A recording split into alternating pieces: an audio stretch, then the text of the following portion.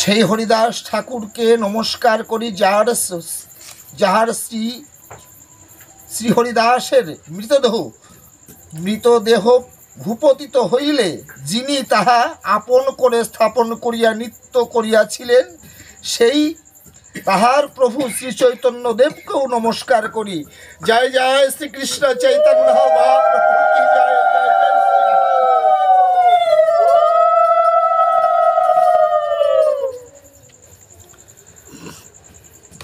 জয় জয় শ্রী চৈতন্য, জয় দয়াময়, জয় অদ্বৈত প্রিয় নিত্যানন্দ প্রিয়, জয় জয় শ্রীনিবাসেশ্বর হরিদাস নাথ, জয় গদাধর প্রিয় স্বরূপ প্রাণনাথ।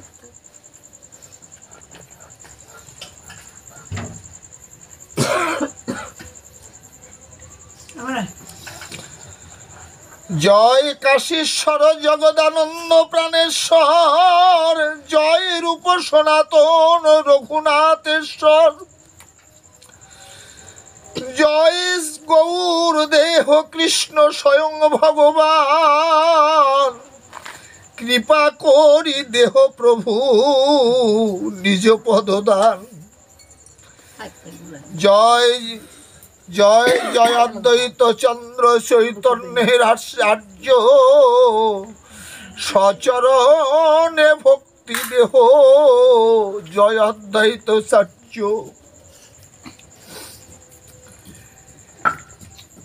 নিত্যানন্দ চন্দ্র জয় চৈতন্যের প্রাণ, তোমার চরণবৃন্দে ভক্তি দেহ দান।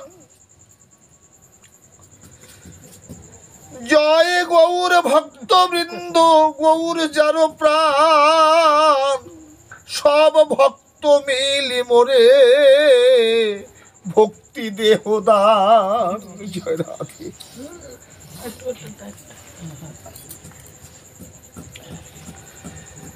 জয় রূপ সনাতন জীব রঘুনাথ, রঘুনাথ গোপাল জয় ছয় মোরনাথ।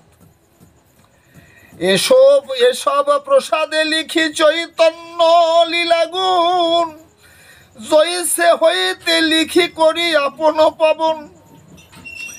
এই মতো মহাপ্রভু লীলা চলেবার, সঙ্গে ভক্তগণ লইয়া কীর্তন বিলাস। দিনে দিনে নিত্য কীর্তন ঈশ্বর দর্শন, রাত্রে রায়ে স্বরূপ শনে রস আস্বাদন। এই মতো মহাপ্রভুর সুখে কালে যায়, কৃষ্ণের বিরহ বিকার অঙ্গে নানা হয়। দিনে দিনে বারে বিকার, রাত্রে অতিশয়, চিন্তা উদ্বেগে প্রলাবাদী যত শাস্ত্রে হয়। স্বরূপ গোসাই আর রামানন্দ রায়, রাত্রি দিনে করে দোহে প্রভুর সহায়।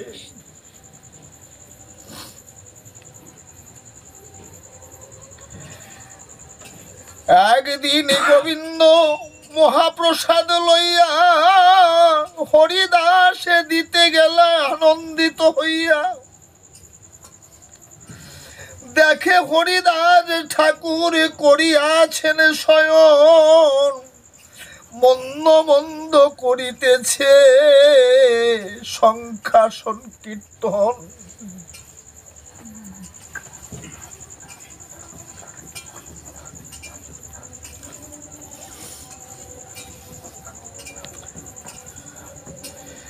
গোবিন্দ কহে উঠে আসি করহ ভোজন, হরিদাসে কহে আজি করিব লঙ্ঘন।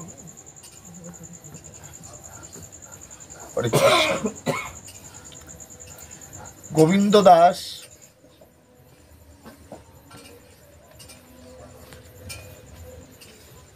আমার শ্রীমান গৌরহরি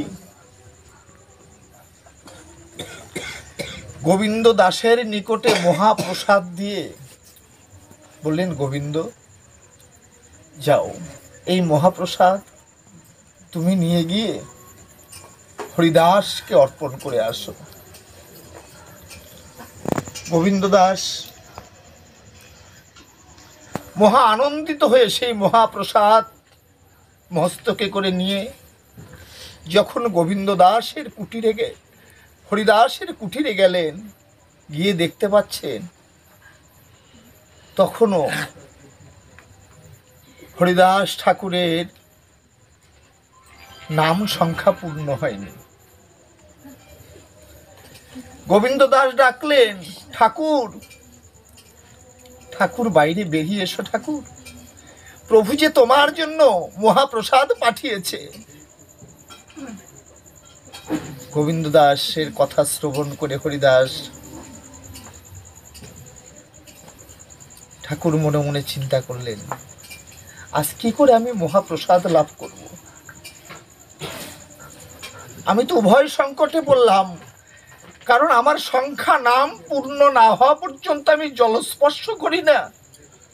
কিন্তু আজ যে মহাপ্রসাদ প্রভু পাঠিয়েছে, সেই প্রসাদকে যদি আমি লঙ্ঘন করি তাহলে তো আমি মহাপাতকী হয়ে যাব। তাই হরিদাস মনে মনে বিচার করছে, আজ আমি কি করে এই মহাপ্রসাদকে আমি লঙ্ঘন করব। গোবিন্দ কহে উঠি আসি করহ ভোজন, হরিদাসে কহে আজি আজি করিব লঙ্ঘন।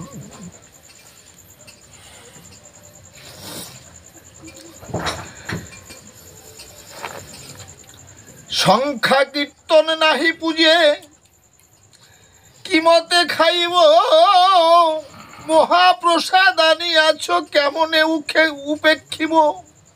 আমার যে এখনো নাম সংখ্যা পূর্ণ হয়নি, আমি কি করে, তুমি তো মহাপ্রসাদ এনেছ গোবিন্দ, কিন্তু আমি কি করে সেই মহাপ্রসাদকে উপেক্ষা করব? এই যে মহাপ্রসাদ, এই মহাপ্রসাদ